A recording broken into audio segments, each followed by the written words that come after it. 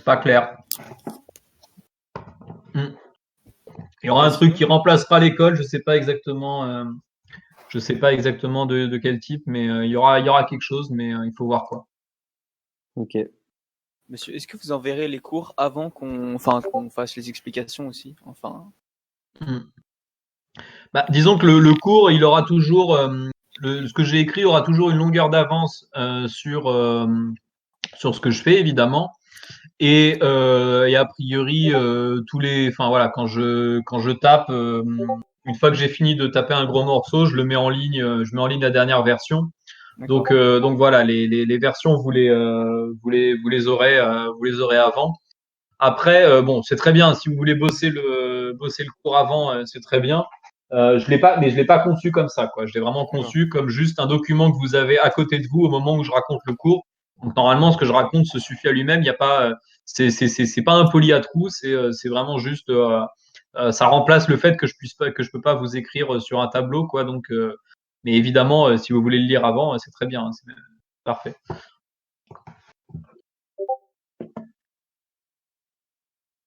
C'est ce que je me dis. Tu te dis quoi, Alain? Que ça bug et du coup il n'y arrive pas. Enfin, ça a sauté plusieurs fois pour lui. Iwan, c'est toujours bon, ça enregistre toujours? Mais Vincent, il a réussi à avoir le stream sans problème. Ouais, je suis là. J'ai juste raté les 2 premières minutes. Ok. Iwan. Du coup, la vidéo Iwan. Est-ce qu'il est là? Il est là, mais il s'est endormi.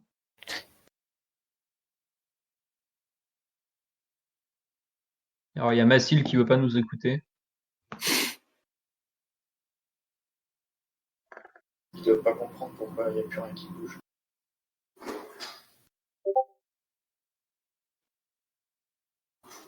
Est-ce que vous pouvez répéter les questions? Ok, bah, je ferai ça. Ok, bah, sauf si quelqu'un s'y oppose, je vais reprendre. Ok, donc on revient sur le stream. On revient sur le stream. Non, je suis sur le stream, je suis con. Je suis sur mon propre stream, c'est pas intelligent. Ok. Donc, nous sommes à la page 9. Et donc, voilà. Donc, on a d'abord une proposition un peu technique. Enfin, pas compliquée, hein, mais juste on ne sait pas trop pourquoi on raconte ça. Donc, où est-ce qu'on va? Donc, en fait, on va vers le corollaire qui est écrit juste en dessous. Ici. Le corollaire nous dit que dès que je prends une partie quelconque de E, je peux considérer, ça a un sens, de parler du plus petit sous-espace vectoriel de E qui contient ma partie. D'accord? Donc j'ai envie de donner un sens de plus petit sous-espace vectoriel de E qui contient ma partie. Donc ça, il faut voir que c'est tout à fait général. Quand on a une structure algébrique, on regarde souvent la plus petite structure algébrique qui contient une partie donnée. Donc par exemple, est-ce que avec Monsieur Mélin, vous avez parlé de groupe engendré par une partie ou pas, ou par un élément? Ou pas? Non. Bon alors donc du coup je vais pas pouvoir m'appuyer dessus, mais c'est pas très grave. Donc l'idée c'est qu'il faut voir, c'est que en gros voilà, enfin je vous donne un certain nombre d'éléments dans E et vous voulez regarder quel est s'il y a un plus petit sous-espace vectoriel qui les contient. Donc vous regardez tous les sous-espaces vectoriels qui les contiennent et vous voulez voir s'il y en a un plus petit parmi ça. Donc la réponse est toujours oui et ça vient de la proposition qui est en haut de la page 9. Donc, je considère I un ensemble. Donc, j'ai dit un ensemble d'indices qui ne veut rien dire. Hein. Un ensemble, c'est un ensemble d'indices, c'est juste un ensemble, mais c'est juste qu'il va permettre, que cet ensemble va permettre d'indexer des choses. Donc, c'est pour ça que je l'appelle ensemble d'indices. Et donc, je considère FI une famille de sous-espaces vectoriels de E. Donc, à n'importe quel I, donc I, ça peut être un ensemble infini, ça peut être un ensemble fini, ça peut être très gros ou pas. Mais en tout cas, je considère pour tout élément I de grand I, je considère F indice I un sous-espace vectoriel de E. Et maintenant, je fais l'intersection de tous les FI. D'accord? Alors, si vous êtes habitué à ça quand I est fini, peut-être moins quand I est infini, ça veut simplement dire que je regarde les éléments qui sont dans tous les FI, quel que soit I. D'accord? Et donc, ce que je dis, c'est que l'intersection de tous ces sous-espaces vectoriels, FI est un sous-espace vectoriel lui-même. Dit autrement, quand on fait une intersection quelconque de sous-espaces vectoriels, on est encore un sous-espace vectoriel. Donc la preuve n'est pas compliquée, mais elle est juste formelle. Donc d'abord, je dois vérifier que dans mon intersection, j'ai 0. D'accord? J'ai dit que 0, il doit être dans tout espace vectoriel. Donc la première chose que je remarque, c'est que pour tout i, 0, il est dans FI. 0, il est dans FI puisque FI est un sous-espace vectoriel de E. Et donc, puisque pour tout i, 0 est dans FI, bah, j'ai que 0 est dans l'intersection des FI par définition de ce que c'est l'intersection. Donc ça me dit que cette intersection, elle contient mon élément 0. Maintenant, je prends deux vecteurs quelconques dans l'intersection des FI. Je prends deux constantes quelconques lambda et mu. Et je veux montrer que lambda x plus mu y est dans l'intersection des FI. Donc pour montrer que quelque chose est dans une intersection, je dois fixer un indice que j'appelle I0. Et ce que je dis, c'est que comme x et y sont dans FI0, puisqu'ils sont dans l'intersection, ils sont en particulier dans FI0, alors FI0 est stable par combinaison linéaire, donc lambda x plus mu y est dans FI0. Mais ça, c'est vrai pour n'importe quel indice I0. Donc lambda x plus mu y, il est dans l'intersection sur I de tous les FI. Et donc, j'ai montré que 0 était dans l'intersection et j'ai montré que l'intersection était stable par combinaison linéaire. Donc, j'obtiens que l'intersection des FI est un sous-espace vectoriel de E. Alors, à quoi ça sert? Et c'est comme ça qu'on l'utilise c'est comme ça qu'on l'utilise ici. Bah, ça sert à, donc comme je disais, parler du plus petit sous-espace vectoriel de E qui contient A. Donc, le corollaire me dit que cette notion a un sens. Il faut voir que ça n'a pas de sens en général. D'accord? Si vous prenez plein de parties différentes, il n'y en a pas une en général qui est contenue dans toutes les autres. Il n'y en a pas une en général qui est plus petite. D'accord? Plus petite, c'est au sens de l'inclusion. Dire il existe un plus petit sous-espace vectoriel de E contenant A, ça veut dire que tout sous-espace vectoriel de E qui contient A va contenir celui-là. D'accord? Donc c'est au sens de l'inclusion.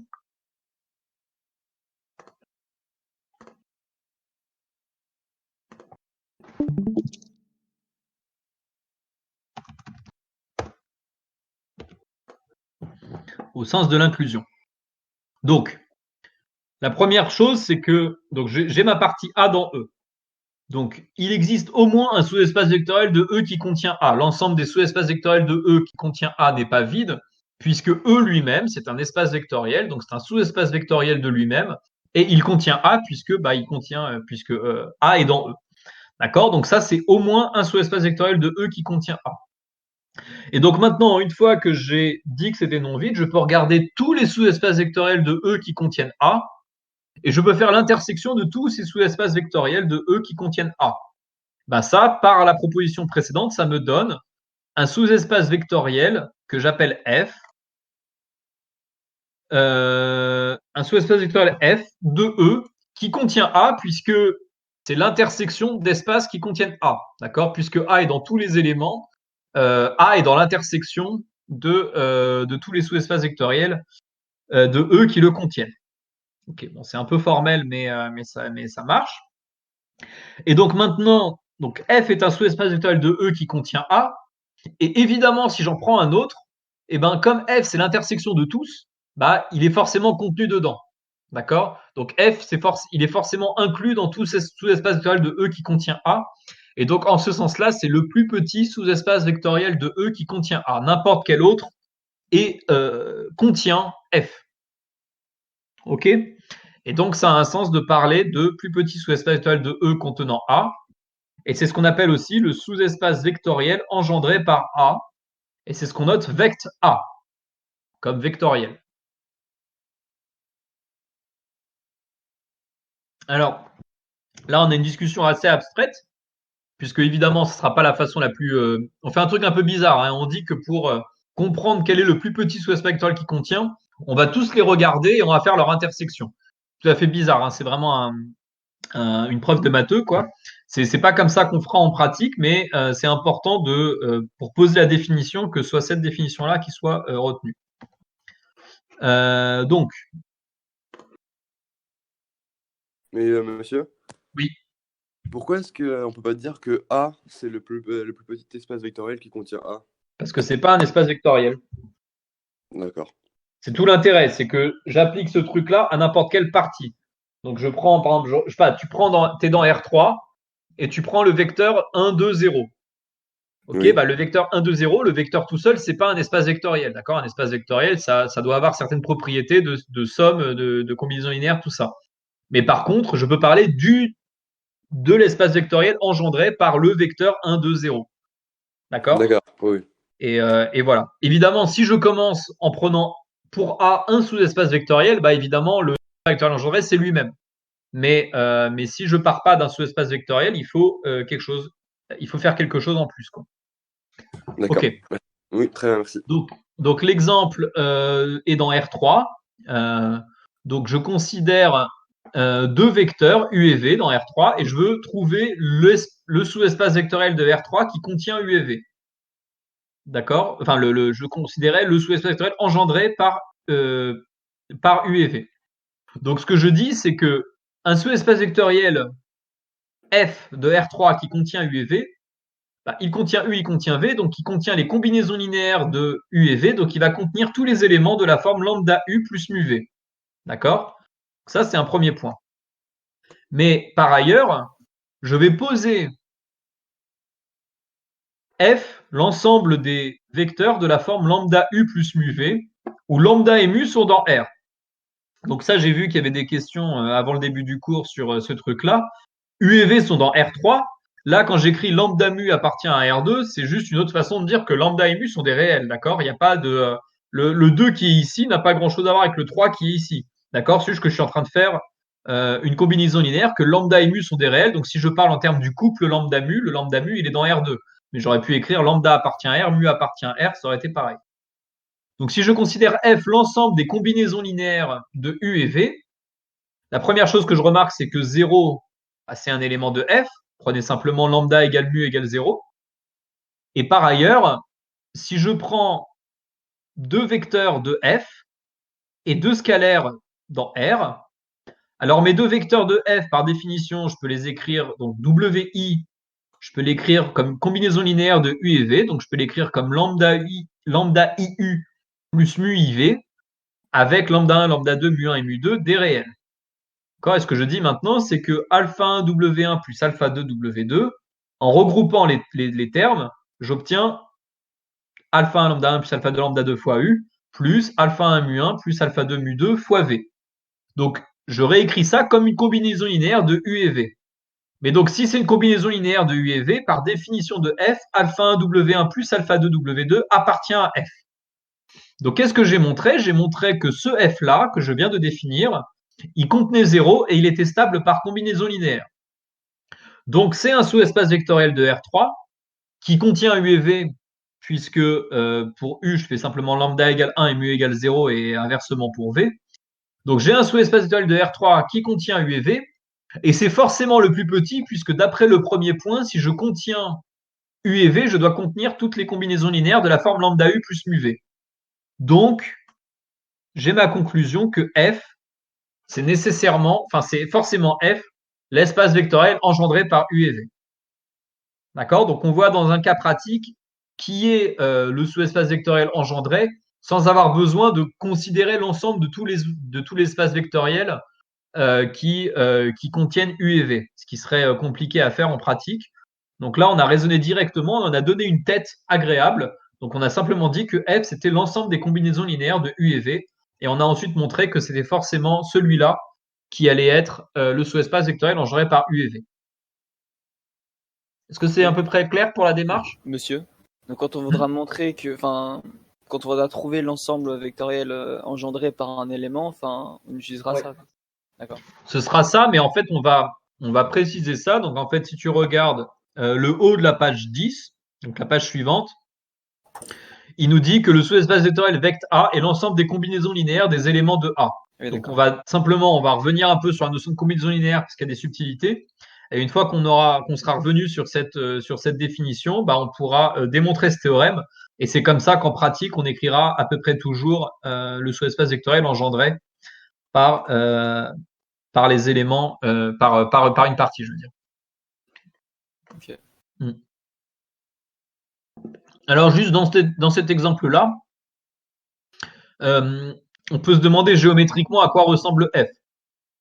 D'accord? Donc, vous avez deux vecteurs et vous regardez l'ensemble des combinaisons linéaires portées par ces deux vecteurs.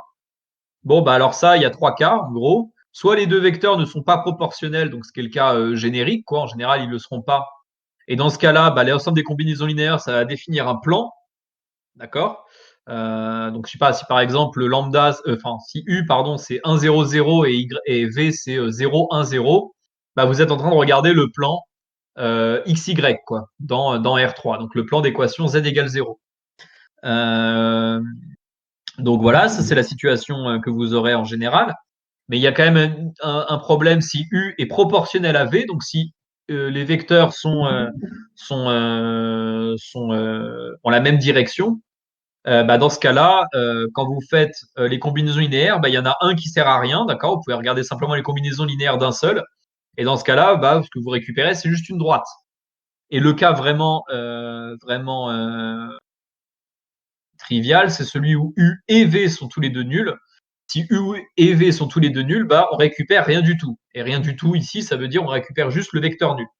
D'accord? Donc suivant si U et V sont proportionnels et ou nuls, on a trois cas. Soit on récupère un plan, c'est le cas général. Soit on récupère juste une droite, dans le cas où ils sont proportionnels mais pas tous les deux nuls. Soit on récupère 0, juste le singleton 0. Ça, c'est dans le cas où les deux sont nuls. Donc on a un peu le même genre de truc que ce qu'on avait tout à l'heure. Tout à l'heure, on avait deux équations dans R3.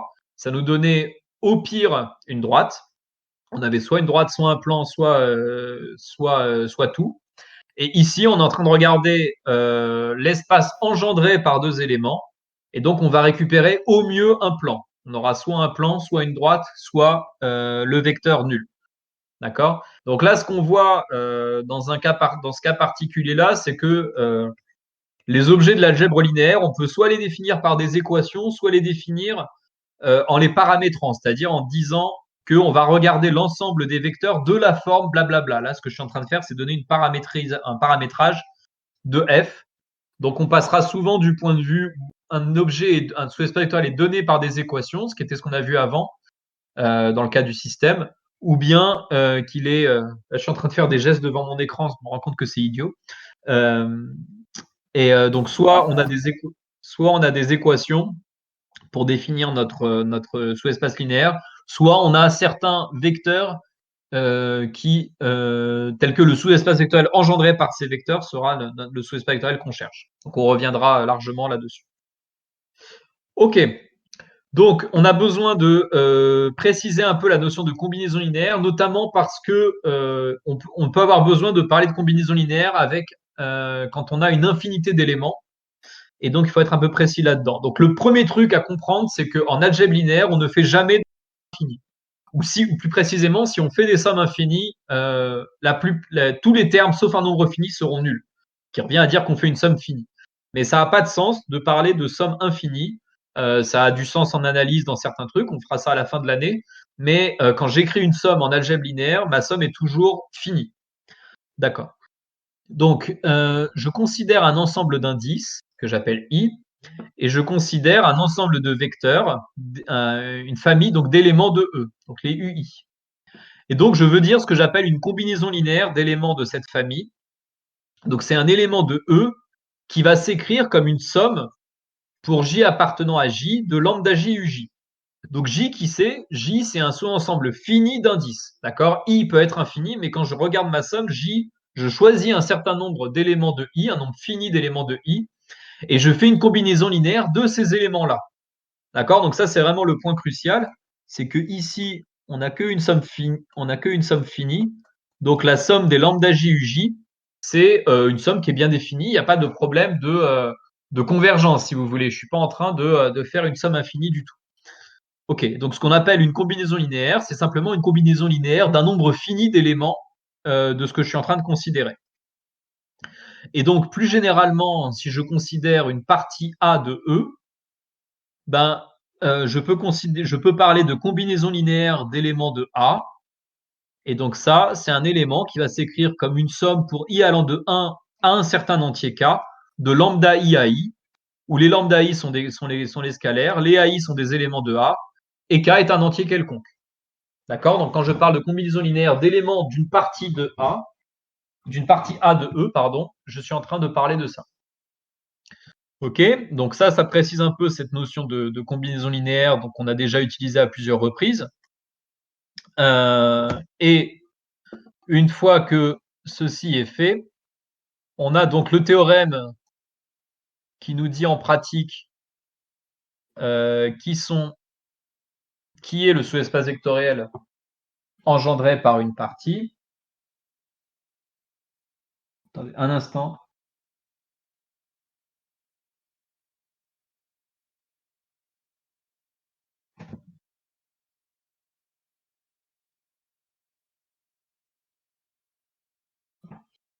Ok. Donc, je prends A une partie quelconque de E. Alors, le sous-espace vectoriel, donc j'ai écrit tout à l'heure vect A, c'est l'ensemble des combinaisons linéaires d'éléments de A. Ok, donc voyez bien la différence. Enfin, l'intérêt de ce théorème, c'est qu'on est en train de caractériser, écrire les combinaisons linéaires d'éléments de A, bah, c'est facile, d'accord. Et donc c'est une notation qui est beaucoup plus intéressante que, enfin c'est une caractérisation qui est intéressante par rapport à la définition abstraite de plus petits sous-espaces vectoriels, etc. Donc la démonstration est la suivante. Donc je veux montrer l'égalité entre deux ensembles. Donc je vais d'abord nommer l'ensemble des combinaisons linéaires d'éléments de A. Donc, pour le moment, je l'appelle comb A, mais ce sera juste une notation pour cette preuve-là, puisqu'après, on aura montré que comb A, c'est vect A. Donc, d'abord, l'ensemble des combinaisons linéaires d'éléments de A, 0 est dedans. Donc, pourquoi 0 est dedans? Parce que je peux considérer la somme vide. D'accord? Donc, ça, bon, soit vous considérez la somme vide, soit vous considérez que vous mettez des zéros partout dans une combinaison linéaire d'éléments de A, mais en tout cas, 0 est une combinaison linéaire possible. Bon, maintenant, si U et V sont des combinaisons linéaires et si lambda et mu sont dans K, lambda U plus mu V va encore être une combinaison linéaire. Donc là, ce que je suis en train de dire, c'est qu'une combinaison linéaire d'éléments qui sont combinaisons linéaires d'éléments de A, c'est une combinaison linéaire d'éléments de A. Okay, il y a juste à l'écrire, c'est juste un peu pénible en termes de notation. Donc je ne l'ai pas fait, mais faites-le si vous voulez vous convaincre. Donc ça nous dit 0 est dedans et comb A est stable par combinaison linéaire. Donc ça nous dit que comb A est un sous-espace vectoriel de E. Ok, mais évidemment, comb A, il contient A, parce que si A est dans A, si un petit élément A est dans A, je peux écrire que A, c'est 1 fois A. Donc je peux écrire A comme une combinaison linéaire d'éléments de A. Et donc A est bien dans comb A, et donc grand A est bien un sous-ensemble de comb. Donc là, j'ai montré que comb A, c'était un espace vectoriel, un sous-espace vectoriel de E qui contenait ma partie grand A. Donc maintenant, je veux montrer que qu'il est minimal pour cette propriété. Comme ça, j'aurais montré que c'est vect A. Donc j'utilise à peu près la même approche que pour l'exemple qu'on a fait plus haut dans R3. Donc maintenant, je regarde n'importe quel sous-espace vectoriel de E qui contient A. Donc je l'appelle F. Donc on a dit que F, il doit contenir toutes les combinaisons linéaires d'éléments de A. D'accord? Donc ça, c'est parce qu'un sous-espace vectoriel, il contient toujours les combinaisons linéaires d'éléments, d'éléments qu'il contient. Donc ça me dit que puisqu'il doit contenir toutes les combinaisons linéaires, il doit contenir comb A, et donc comb A est dans F. Donc dans un premier temps, j'ai montré que comb A était un sous-espace vectoriel de E qui contenait A, et maintenant j'ai montré que dès que je prenais un autre sous-espace vectoriel de E qui contenait A, alors il contenait comb A. Et donc ça, par définition du sous-espace vectoriel engendré, ça me dit que comb A, c'est vect A. Ok? Je pense que ça va être beaucoup plus clair avec des exemples. Oui. Du coup, là, c'est le sous-espace vectoriel engendré. Oui. Ah, ok. Vect A, c'est le sous-espace vectoriel engendré. La notation, elle était donnée. Ok. Je l'ai utilisé là et puis je l'ai noté ici. On l'appelle sous-espace vectoriel engendré par A et on le note vect A. Ok? Ouais. Donc, dans R2, si vous prenez le vecteur 1, 0, bah, son sous-espace vectoriel engendré, c'est l'ensemble des combinaisons linéaires d'éléments dedans. Mais évidemment, comme j'ai un seul élément, j'ai besoin de faire une combinaison linéaire avec un seul. Je peux prendre k égale 1, si vous voulez. Je peux prendre la somme. Je vais m'arrêter là. Si je fais d'autres sommes, tout ça, je prendrai à chaque fois le même élément et donc ça sera en trop. Okay, on verra, on précisera ça après par la suite. Mais de façon générale, si j'ai n éléments et que je regarde une combinaison linéaire de ces n éléments, j'ai pas besoin, je peux m'arrêter à faire une combinaison linéaire avec juste lambda 1 le premier élément, plus lambda 2 le deuxième, etc., jusqu'à lambda n le dernier. Et je n'ai pas besoin d'en rajouter encore, puisque sinon il va y avoir des doublons. Donc, le vecteur, donc là, ce que je dis, c'est que le sous-espace vectoriel engendré par 1, 0, c'est ce qu'on appelle communément la droite des abscisses. Je pense que j'apprends rien à personne. C'est juste un problème de vocabulaire. Donc là, voilà. Maintenant, je peux me placer dans R3. Donc, dans R3, je prends une constante alpha. Je dis pas qui c'est. Donc, c'est un problème à paramètres, si vous voulez. Et donc, je considère l'espace vectoriel engendré par le vecteur 1 alpha 0 et le vecteur 2 alpha 0. Donc, ça, ce sont deux vecteurs qui sont dans le plan. Oui. Si Alexandre qui demande, et moi aussi d'ailleurs, qu'est-ce que ça veut dire formellement le petit espace vectoriel? Ça veut dire que c'est un espace vectoriel et qu'il est contenu dans tous les sous-espaces vectoriels qui vérifient la même propriété. Le plus petit, c'est au sens de l'inclusion. Ça veut dire qu'il vérifie la propriété et si un autre vérifie la propriété, alors il le contient. Merci. OK. Donc, le vect de 1 alpha 0, 2 alpha 0. Donc, je fais une combinaison linéaire de lambda fois le premier élément. Donc, si je l'appelle U, et celui-là, je l'appelle V. Donc, ça, ce qui est là, c'est lambda U plus mu V. OK, lambda plus, donc j'ai lambda U plus mu V, c'est lambda plus 2 mu, virgule lambda plus mu alpha, virgule 0. OK, il manque la fin de la parenthèse, voilà.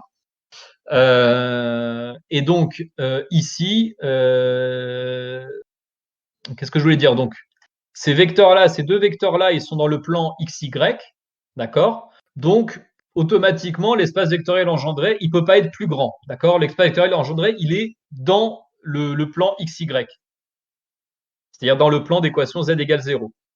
Et donc, en fait, on peut l'écrire comme l'ensemble des vecteurs de la forme lambda plus 2 mu, lambda plus mu alpha et 0. Et alors, est-ce que c'est égal au plan XY? Alors, le plus souvent, oui, mais des fois, il pourra y avoir un problème. Donc là, en fait, on est dans le cas de ce qu'on avait vu avant, mais je ne vais pas le démontrer pour le moment, mais soit ces deux vecteurs-là sont proportionnels, 1 alpha 0 et 2 alpha 0. Donc, le seul cas où ils sont proportionnels, c'est quand alpha est nul. D'accord? Donc, si alpha est nul, bah, je suis en train de regarder l'espace vectoriel engendré par 1, 0, 0 et 2, 0, 0. Et en fait, c'est la même chose que l'espace vectoriel engendré juste par le premier vecteur dans ce cas-là, puisqu'ils sont proportionnels. Et donc, dans ce cas-là, je récupère juste la droite des abscisses. Mais si alpha est non nul, alors on vérifie sans trop de problème que ces deux vecteurs-là ne sont pas proportionnels. Et dans ce cas-là, l'espace vectoriel engendré, il va être de dimension 2. On reviendra là-dessus sur cette notion de dimension. Et en fait, ça va être tout le plan XY, c'est-à-dire tout le plan Z égale 0. Dit autrement, prenez alpha non nul, eh bien, n'importe quel élément de la forme x, y, 0, je vais écrire en...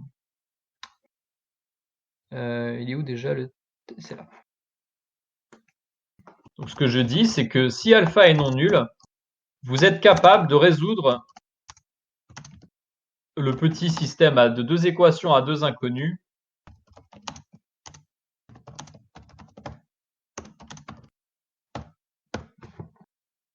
Ok, vous pouvez résoudre x, y, 0 égale lambda plus 2 mu. Donc, x égale lambda plus 2 mu, y égale lambda plus mu alpha. Et donc, ce que je dis, c'est que si alpha est non nul, eh bien, vous allez récupérer tous les éléments de la forme xy. Vous allez les récupérer sous cette forme-là. Et donc, à la fin, ici, vous avez juste une façon compliquée d'écrire le plan xy. Okay, le plan d'équation z égale 0. Ok.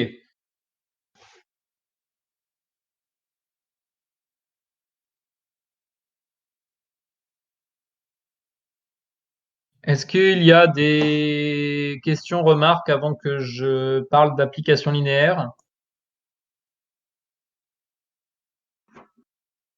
Ok. Bon, je me rends absolument pas compte si le rythme est trop rapide, trop lent par rapport à ce que j'aurais pu faire en cours. Bon voilà, l'avenir nous le dira. Ok. Bon bah je continue alors. Euh, En fait, ça me manque un peu le bruit de fond d'une classe, quoi. C'est une expérience un peu bizarre. Ok. Non, on peut remédier à ça, hein. Ouais, non, je sais que vous pouvez remédier à ça, mais Ça pourrait peut-être vous gêner. ça pourrait. Ok. Donc, on a parlé d'espace vectoriel, on a parlé de sous-espace vectoriel. Une troisième notion importante et qu'on a dans à peu près n'importe quelle structure, c'est la notion, donc ici d'application linéaire, mais c'est l'application qui préserve les structures. Donc ça, alors malheureusement, ça je sais que vous l'avez pas fait en cours. Quand vous avez parlé de groupe, vous n'avez pas parlé de morphisme de groupe.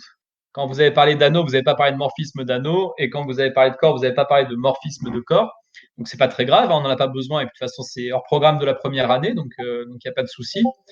Mais donc une application linéaire, bah, ça va être simplement une application qui préserve entre deux espaces vectoriels, qui tient compte de la structure d'espace vectoriel. D'accord? De même qu'un morphisme de groupe, ce serait une application entre deux groupes qui tient compte de la structure de groupe. Donc, qu'est-ce que ça veut dire en pratique? Donc, je prends deux espaces vectoriels définis sur K, et alors je dis que mon application est K-linéaire, ou je dis simplement linéaire si c'est sous-entendu. Si elle vérifie la chose suivante, donc pour tout lambda et mu des éléments de K, des scalaires, pour tout x et y dans E, je demande que f de lambda x plus mu y, donc la f de la combinaison linéaire lambda x plus mu y, je demande que ce soit lambda f de x plus mu f de y. D'accord? C'est-à-dire que, en gros, tout se passe comme si, enfin voilà, je peux simplement faire rentrer le f à l'intérieur d'une certaine façon, et donc f préserve la somme et f préserve la multiplication par un scalaire. D'accord? Donc ça, c'est le genre de propriété que vous aimez bien écrire pour des fonctions qui ne sont pas linéaires. D'accord? Donc l'exemple typique étant cos de x plus y égale cos de x plus cos de y. Bon, évidemment, c'est complètement faux. Donc je ne veux pas le voir écrit. Mais là, on est en train de parler d'algèbre linéaire. Et donc en algèbre linéaire, les fonctions, quasiment toutes les fonctions qu'on considérera sont des applications linéaires. Donc qui vérifient cette propriété qui envoie une combinaison linéaire sur une combinaison linéaire avec les mêmes coefficients. Ok, donc plus généralement, on peut le voir comme ça. Donc, si j'ai une somme de 1 à n, donc une combinaison linéaire des UI, alors f de la somme de 1 à n des lambda UI, ce sera la somme pour 1 à n des lambda I f de UI. D'accord? Et donc, on retient en disant qu'on envoie combinaison linéaire sur combinaison linéaire. Et donc, notation, donc on note L droit EF, l'ensemble des applications linéaires de E dans F. On reviendra là-dessus sur la structure de cet objet. Donc, il faut faire attention que là, on commence à arriver dans des choses qui prennent des couches d'abstraction. D'accord? Donc, beaucoup d'objets qu'on a envie de considérer en algèbre linéaire sont eux-mêmes des fonctions. Donc, on va régulièrement parler de fonctions de fonctions, de trucs comme ça. Et donc, il faut que vous ayez les idées claires à chaque fois sur qui est l'application linéaire, qui est le vecteur, qui est le scalaire, tout ce genre de choses. Sinon, ça va vite devenir complètement incontrôlé. Donc, un premier exemple d'application linéaire. Vous prenez l'espace des fonctions C1 de R dans R. Vous prenez l'espace, il y a une virgule en trop. Vous prenez l'espace des fonctions continues de R dans R. Alors, l'application que j'ai appelée psi, qui va de C1 dans C0 et qui a F associé sa dérivée, bah ça, c'est une application R linéaire. Pourquoi? Parce que ce que je suis en train de dire, c'est que quand je dérive une combinaison linéaire, eh ben, je garde les constantes et la somme de la dérivée, c'est la dérivée de la somme. Donc, ce que je dis, c'est que lambda f plus, j'ai dit que je passais en écran, donc lambda f plus mu g, tout ça, la dérivée de tout ça, c'est lambda f' plus mu g'. Ok, donc c'est ça que ça veut dire que c'est une application linéaire. On peut faire le même exemple, mais avec les objets du côté formel, du côté des polynômes. Donc, j'appelle encore psi l'application qui va de k crochet x dans k crochet x et qui à p donne son polynôme dérivé. D'accord? Donc, ça ressemble évidemment, mais k ici, ça peut être c, alors que k avant, c'était r. Et voilà, donc, c'est un exemple du même type, mais qui est du côté des polynômes. Donc, quand je dérive un polynôme, une combinaison linéaire de polynômes, c'est la combinaison linéaire des polynômes dérivés. De façon très générale, si je considère K comme un espace vectoriel sur lui-même, d'accord, donc prenez l'exemple K puissance n et vous faites n égale 1. Donc si je considère K comme un espace vectoriel sur lui-même et que je regarde les applications de K dans K qui sont linéaires, qui sont K linéaires, alors ce que vous obtenez, c'est exactement les trucs de la forme U donne AU, où A est un élément de X. Ce qu'on appelle, donc ça vous avez toujours appelé depuis la 3e ou la 4e, les applications linéaires, donc quand K égale R. Donc vous récupérez les fonctions linéaires, si vous voulez, au sens usuel. Donc, c'est bien les fonctions linéaires. Hein. Souvent en colle, il y a des gens qui me disent affine pour linéaire ou le contraire.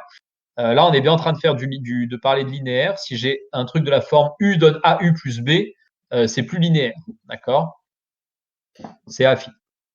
Et enfin, on a un autre exemple où on considère par exemple l'ensemble des fonctions continues de R dans R, et l'espace d'arrivée c'est R, que je vois comme un R espace vectoriel sur lui-même, comme d'habitude, et donc il y a une fonction associe son intégrale entre 0 et 1. Donc ça, c'est une application linéaire. Donc, dire que c'est une application linéaire, c'est dire que l'intégrale de lambda f plus mu g, c'est égal à lambda de l'intégrale de f plus mu de l'intégrale de g. D'accord? Ce qui est une propriété que vous avez utilisée depuis que vous avez parlé d'intégrale dans votre vie. Ok, donc beaucoup de la dérivation, l'intégration sont des applications linéaires. Donc il y a beaucoup de choses qui sont linéaires. Et donc dans tous les domaines des mathématiques, y compris dans le domaine de l'analyse. Donc on aura beaucoup de liens avec l'analyse, avec les polynômes, dans tout ce qu'on va raconter.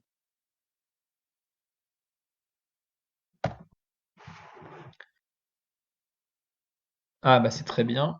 Donc ah non, mais c'est ça exercice que j'ai mis résolu tout ça. Donc exercice résolu juste en dessous. Donc là, on a parlé des applications linéaires de K dans K. Maintenant, quelles sont les applications K linéaires de K2 dans K2?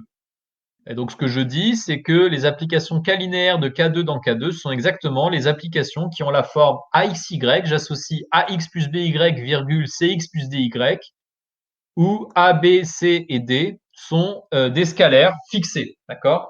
Donc, ce que je dis, c'est qu'une application K linéaire de K2 dans K2, elle va être déterminée par 4 réels A, B, C, D, de même qu'une application K linéaire de K dans K était déterminée par juste un réel, à savoir le petit a de la page précédente. Ok, donc comment on montre ça? Donc on va montrer que toute application linéaire est de cette forme. Donc pour ça, je fixe une application K linéaire, psi de K2 dans K2, et je pose AC, donc je dis psi de 1, 0, donc psi du vecteur 1, 0, c'est un certain couple de scalaires de K que je note AC. Je note AC évidemment parce que ça correspond aux notations que je voudrais après. Si vous faites x égale 1 et y égale 0 ici, bah, vous obtenez le vecteur AC à droite. Et de même, si vous faites y égale 1 et x égale 0 ici, vous obtenez le vecteur BD. Et donc, c'est pour ça que je pose AC égale psi de 1, 0 et BD égale psi de 0, 1. Et ce que je dis maintenant, c'est que si je prends un couple XY dans K2, alors XY, c'est x fois 1, 0 plus y fois 0, 1. Et donc, nécessairement, psi de XY, bah, comme ça doit stabiliser la combinaison linéaire qui est là, ce sera x fois psi de 1, 0 plus y fois psi de 0, 1. Et donc, ce sera ax plus by, c'est x plus dy après simplification. Donc, ce que j'ai montré, c'est que la valeur, enfin, ce que j'ai montré, c'est que l'application psi, elle était déterminée par les réels AC et BD, et donc a été déterminée par la valeur de psi en 1,0 et en 0,1. Une fois que je connais la valeur de psi en 1,0 et en 0,1, eh ben, je peux reconstruire toute ma fonction psi en utilisant des combinaisons linéaires. Et donc, c'est comme ça que j'arrive à montrer que je suis de la forme ax plus by, cx plus dy. Ok, et réciproquement, c'est facile. Si vous prenez une fonction de cette forme-là, bah, je vous laisse faire en exercice que cette fonction-là est bien linéaire. Donc, vous devez vérifier que si vous prenez si vous prenez une combinaison linéaire du type lambda x1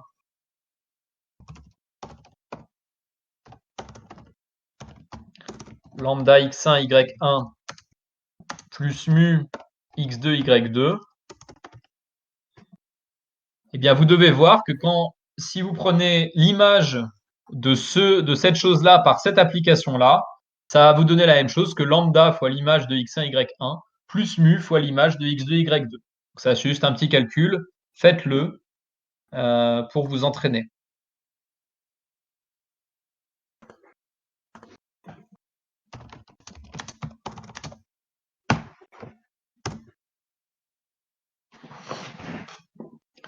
Ok, alors une proposition simple sur les applications linéaires. Donc, comme je dis, il y a beaucoup de choses à vérifier au début de l'algèbre linéaire. Hein, et une fois qu'on a tous les objets qui sont là, on peut commencer à faire des exercices sympas.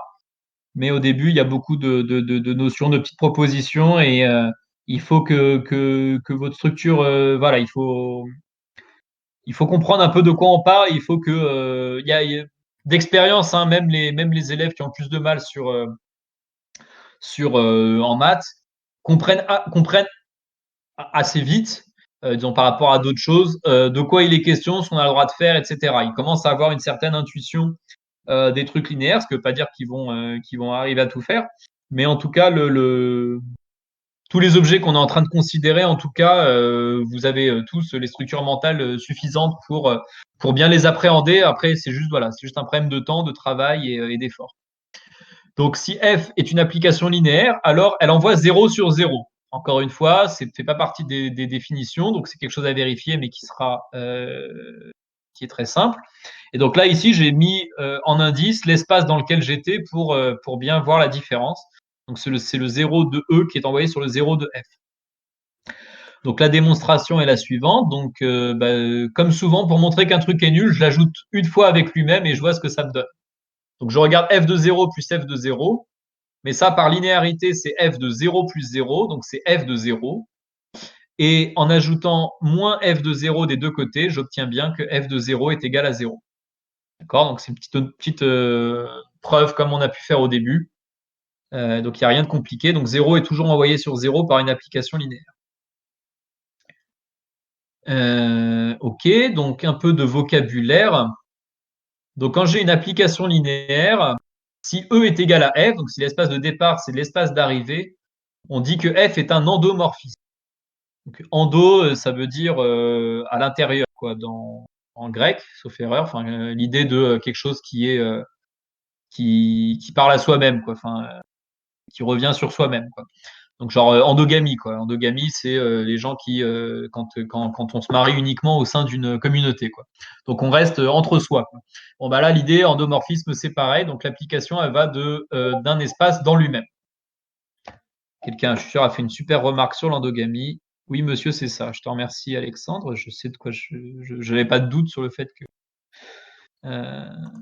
Mais merci quand même. Ok. Donc, si F est bijective, on dit que F est un isomorphisme. Donc, isomorphisme, ça veut dire égalité, quoi. Donc c'est l'idée que bah, quand on a une bijection entre deux ensembles, bah, ça nous dit d'une certaine façon que les deux ensembles sont les mêmes, quoi. On peut faire correspondre un élément de l'ensemble de départ à un élément de l'ensemble d'arrivée. Donc ça, c'est le isomorphisme. Et quand on a les deux, c'est-à-dire si à la fois E est égal à F et si F est bijective, on parle d'automorphisme. Ok. Donc voilà, endomorphisme, isomorphisme, automorphisme. Donc faites gaffe à pas oublier ce qu'ils veulent dire, à pas les confondre.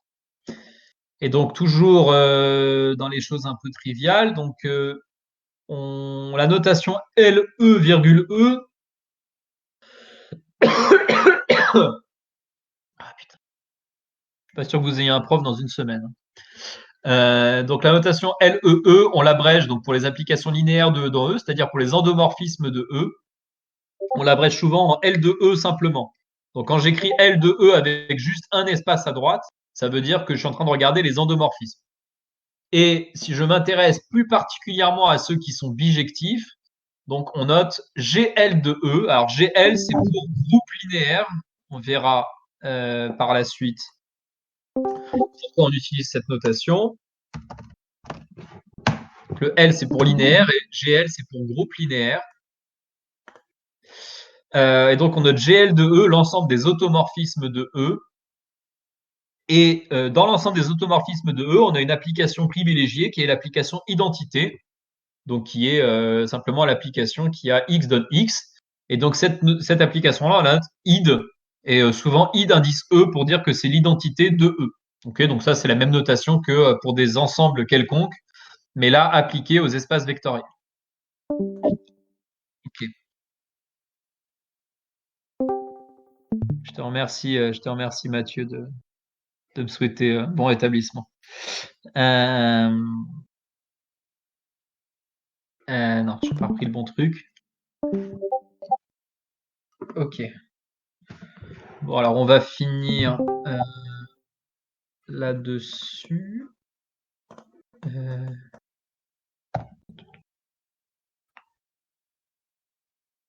Ok, donc je vais faire les deux propositions suivantes et ensuite on s'arrêtera là pour aujourd'hui.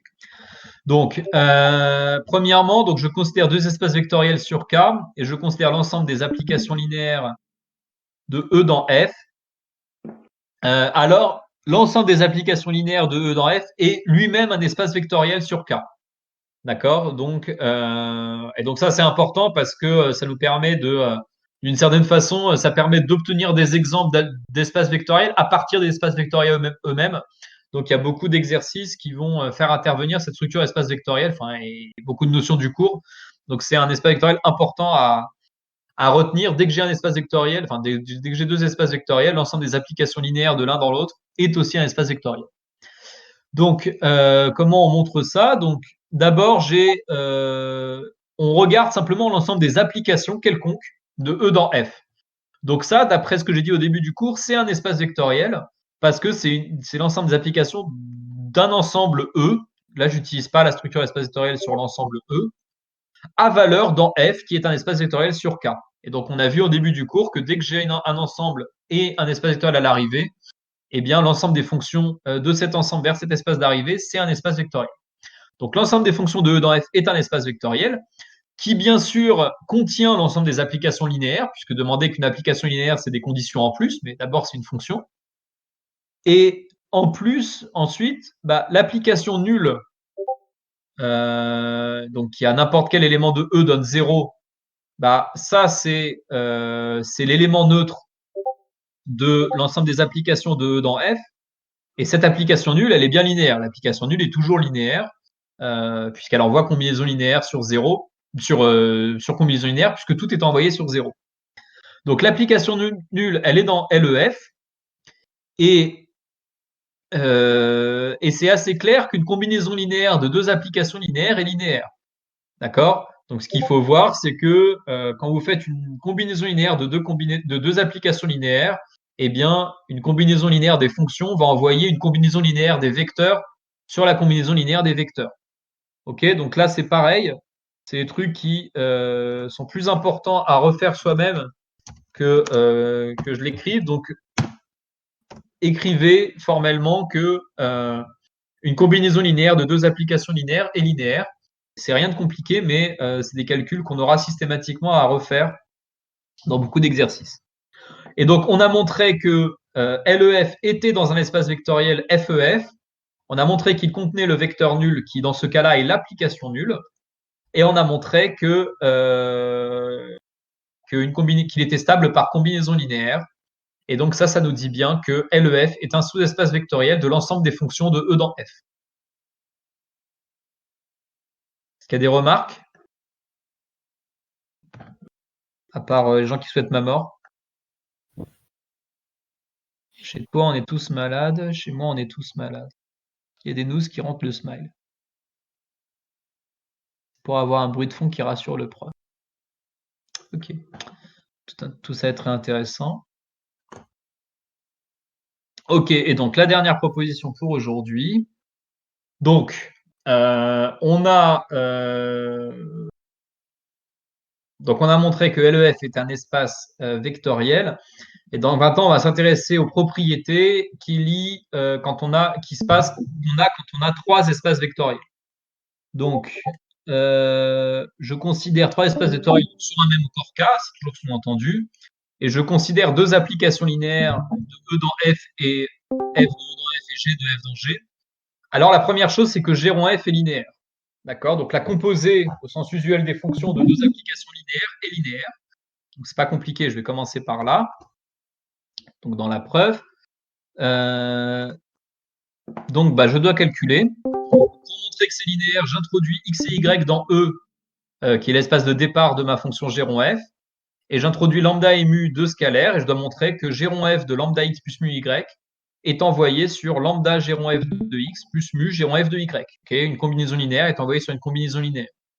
Donc, j'ai pas trop le choix, je fais le seul truc que j'ai le droit de faire. Donc, d'abord, la définition G rond F de lambda x plus mu y, c'est G de F de lambda x plus mu y.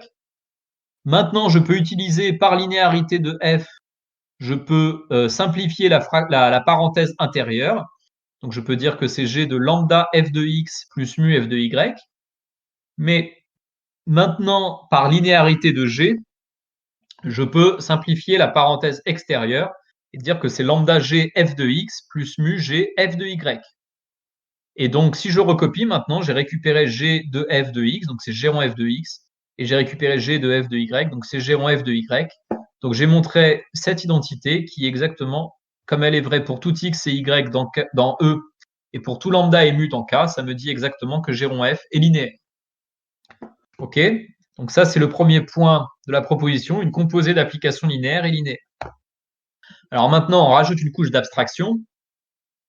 Et ce que je dis, donc, c'est que je vais fixer, donc ici, j'aurais pu l'écrire.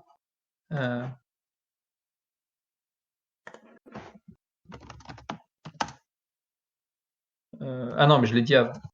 Ok. Donc, j'ai ma fonction f et ma fonction g. Donc, ce que je dis, c'est que je peux considérer l'application qui va de LFG vers LEG. Donc, LFG, c'est une application linéaire de f dans G. Et qu'est-ce que je peux faire? Je peux lui associer la composée de V avec F. Donc, je peux à V associer V rond F. Donc, ça me donne, d'après ce que j'ai dit avant, une application linéaire de E dans G. D'accord? Donc, c'est une fonction qui a une application associée à une application. Ok? J'espère que les couches d'abstraction vous effraient pas trop parce que vous en aurez à foison. Donc voilà. Donc, c'est l'application PsiF. C'est une application linéaire, enfin, c'est ce qu'on va dire, c'est une application qui envoie une fonction linéaire de f dans G qui lui associe une application linéaire de E dans G. Et donc, j'ai pareil avec ma fonction G, mais en faisant la composition dans l'autre sens. Donc, il y a une fonction linéaire de E dans F que j'appelle U, associée à une fonction linéaire de E dans G qui est la composée de U par G, donc G rond U. Ce que je dis, c'est que ces deux applications PsiF et PhiG sont elles-mêmes linéaires. D'accord? Donc, c'est une application linéaire entre espaces d'application linéaire. Donc, la preuve n'est pas compliquée. C'est des preuves qui sont formelles. Donc, il faut juste il faut juste qu'à chaque fois, ce qu'on écrive ait un sens. Et les preuves se font tout naturellement. Donc, je veux montrer que PhiG, par exemple, est linéaire. Donc, d'abord, je fixe V1 et V2, deux applications linéaires de f dans G. Je fixe lambda et mu, deux constantes dans K. Et donc, je dois regarder l'application. Alors, zut, tout est. C'est des U. C'est des U, ça.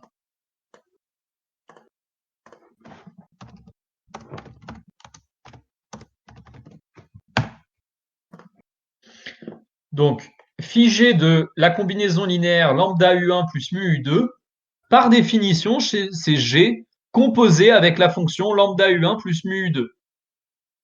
D'accord? Mais ça, c'est l'application qui a X, donc X, il est dans E, qui a G qui à x, pardon, donne g de lambda u1x plus mu u2x. Donc ça, c'est par définition de qui est cette fonction lambda u1 plus mu u2.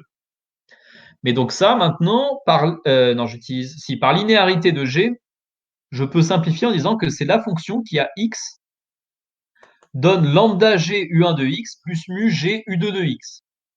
D'accord? Mais une fois que je suis là, bah, ici, x donne lambda g de u1 de x plus mu de g de u2 de x, bah, je reconnais l'application lambda phi g de u1, qui était juste lambda g rond u1, plus mu g rond u2. D'accord? Donc ici, donc là, peut-être j'aurais pu rajouter une petite ligne en plus. Donc c'est donc ligne intermédiaire, c'est x flèche donc lambda g rond u1 de g rond u1 plus mu g rond u2 de x. Ok, donc ça c'est juste la ligne intermédiaire qui vient ici. X donne lambda g, ça c'est un rond, insupportable.